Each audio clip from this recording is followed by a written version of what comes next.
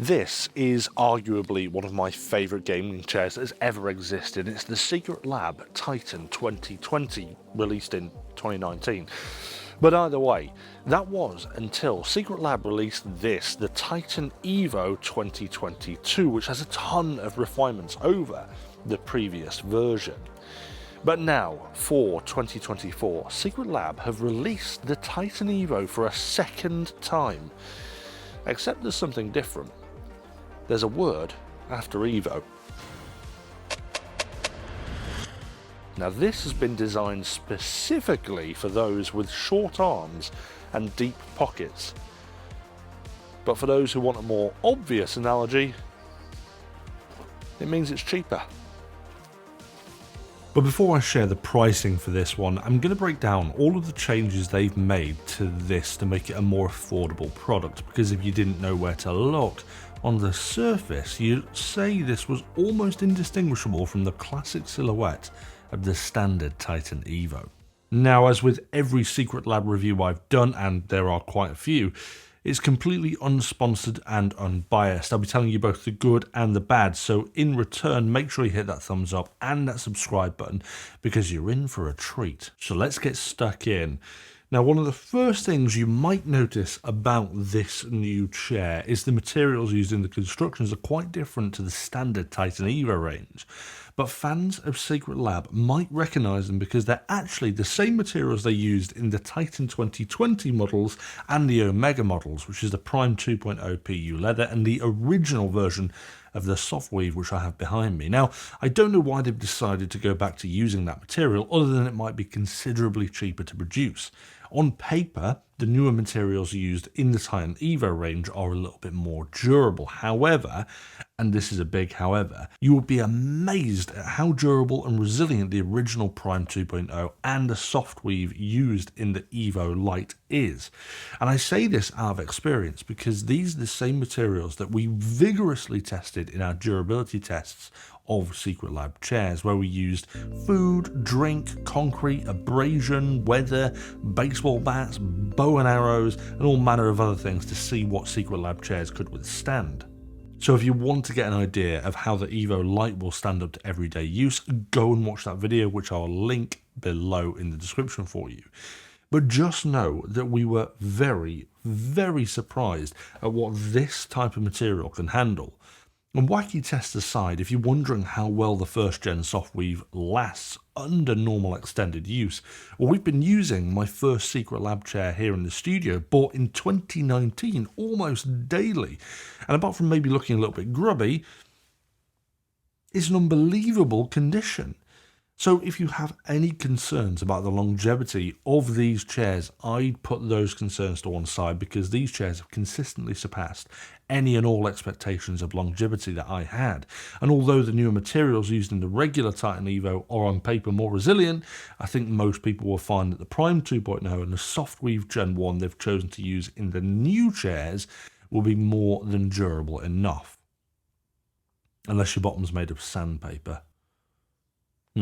Thing is, like all of their chairs, to further satisfy any concerns, they've come up with a 3-year warranty, which you can extend to 5 years if you're willing to give them a bit of free advertising on social media and post a picture of your new chair. A marketing trick which I'm not a particularly big fan of, and would rather they just include the 5-year anyway. But hey, I've said it before, that it might not be a trick that I like, but it's certainly a trick that works. Now, enough about the material. Let's look at some of the other differences. One of the most notable changes from a visual standpoint is the lack of memory foam pillow.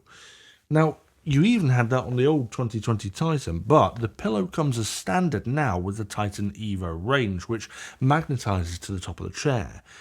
Now, although it doesn't come with the pillow, Secretlab have built in support for the magnetic pillow, which I think is fantastic. So for those that still want it, you can buy one from the website and then slap it on the back like you would do on the standard Evo. Now, I personally very, very rarely use the pillow. I'm mostly sat upright, vigorously typing my thoughts on products. So this is one way they've reduced the pricing by not including it. And in my eyes, I think it's a smart move to make this piece optional for those that want a more budget-friendly experience. Another thing that's gone is the cloud swap magnetic armrests. The Titan Evo introduced this interesting new technology that gave you magnetic armrests that could be pulled off and swapped for different models, such as their Technogel ones or their soon-to-be released memory foam color-coded ones. With the Evo Lite, we've gone back to the standard styling like it was on the 2020 with no removable tops, and there's a few small detail changes here as well that might go unnoticed by some. For example, the button on the arms that controls the forward and backwards positioning has been replaced by a new plastic button which is smaller and protrudes slightly from the arms, unlike on the Evo which has metal buttons that are flush with the arms. And the arms themselves are actually a slightly different shape, being more squared off than the standard Evo. But although perhaps not as sleek, I haven't really noticed a change to the overall experience. They're still the same firm material that has a slight give in it for comfort, and they still have the same 4D adjustability that they've always done, giving you forward, backward, up, down, left and right movement along with the angle of adjustment. Now on initial inspection I thought that the new buttons might get in the way slightly, or at least I'd end up knocking it, but I haven't really noticed it all. And I probably wouldn't have done if I hadn't been actually looking for it in the fact that they're sticking out a little, like a little growth. But along with these new buttons now being plastic, another change is the material in the wheelbase. This is now made of nylon for the regular size chair rather than aluminium in the Titan Evo. And again, this is one of those changes that it almost goes unnoticed unless you go looking for it. It's an interesting change though, because it seemingly has resulted in a slight reduction in its durability for heavier people. And the telltale sign of this is that the Evo Lite comes in two sizes, regular and extra large. And in the extra large version of the Lite, they've continued to use the aluminium base along with a heavy-duty hydraulic and multi-tilt mechanism. Now, I think this is largely, and there's no pun intended there, down to who the extra large is catered for, and the weight rating of the two differs considerably. The regular size Evo Lite that I'm sitting in now has a maximum weight rating of 100 kilograms, whereas the XL has a weight rating of nearly double that at 180 kilograms. So it's obvious that the nylon base, while still durable, is not meant for heavier people. So if you are a slightly larger person, then you aren't going to be getting away with the smaller chairs anymore. You're going to need to face the music. That said, I am on the absolute cusp of the maximum weight because I'm a fatty two shoes. And also I'm 6'8". So there is that. But I'm absolutely fine in the regular, and the nylon star base seems to be holding up just fine at the moment. Just one more Greg sausage roll, and all of that might change. Oh. In all seriousness, I think this is another great way that Secretlab have brought down the cost of this range, whilst also still making it accessible for people of all shapes and sizes. And I think they deserve a little clap for that.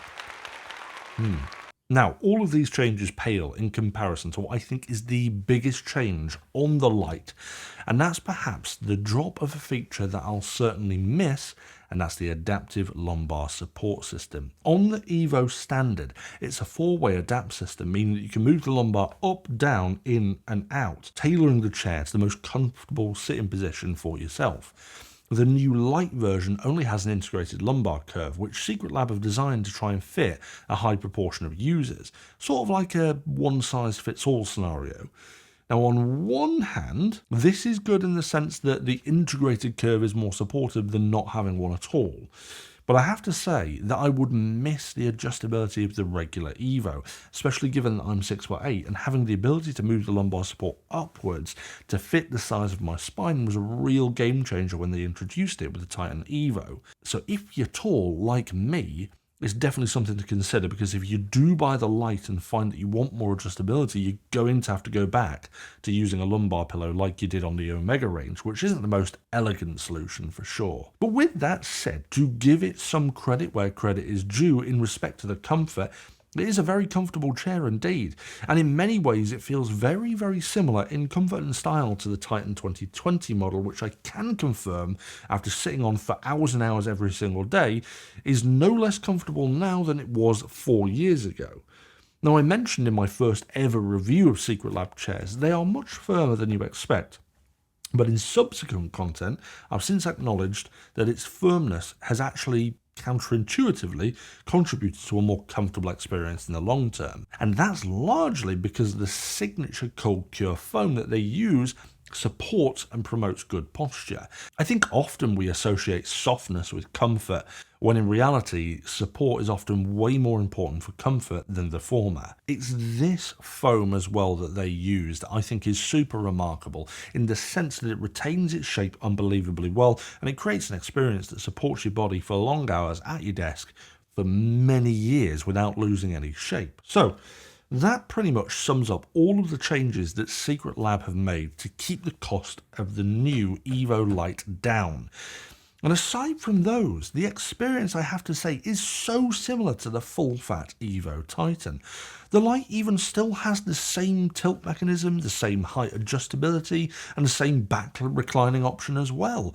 Seriously, it's so close an experience that if you walked into a room with one of these and one of the regular Evo Titan chairs, you'd find it hard to tell the difference without close inspection, and without knowing what to look for. Even the setup and assembly process was as similar to the Titan Evo as you can get. Pretty straightforward, although it does require some assembly as they kind of manage to pack it into such a small package to reduce waste, and that makes it essentially easier to ship as well, and cheaper. But they even include the signature, needlessly large instruction pamphlet, which is insane. I mean, that's needlessly large. Oh, and they also have included the standard Secretlab toolkit as well, which is this kind of little adjustable screwdriver Allen key thing, which I definitely thought they were going to leave out. So what do these changes amount to in terms of cost reduction? Well, this is a really interesting one. When the Secretlab Evo came out, for the regular model in PU, the price was £379, but since then the world has had some rather rough years, with the cost of everything pretty much increasing to an insane level, especially in the UK, so it's only natural and understandable that since its launch, the pricing of the Titan Evo has increased to £469. It might be understandable and justified, but it doesn't make the price increase any less annoying, and I think Secretlab recognise this too. And I would bet heavily this is a driving factor in them releasing the Evo Lite range, which starts at $389 for the Prime 2.0 PU model and $419 for the soft weave, which I'm sitting in right now. That's around 22% cheaper than the standard Evo, which is great, but the best bit, I think, is that it doesn't feel like you're getting a 22% less experience. I think they've done a fantastic job of cleverly changing some of the manufacturing processes and materials to cut the costs whilst making a chair that is as close to their flagship range as possible, to the point that you can barely tell the differences just by looking. And it's because of this that I've got no shred of doubt that even with some of the bells and whistles missing from this model, the Evo Lite is going to be one of their best-selling models of chairs that they have ever made. Mark my words. But I think this is a great addition to the Secretlab range, and what can I say, in today's current economic climate, I think it's probably needed. If you found today's episode helpful at all, don't forget to hit that thumbs up and subscribe button, and if you want to take a look at any of our other Secretlab reviews, I'll paste a link to a playlist below. And remember, if you wanted to find out how durable Secretlab chairs can be and how durable the material is on the new Titan Evo Lite, then check out our durability test episode where we take things probably a bit too far. Well, I'll see you guys back for another episode of STU'S Reviews soon.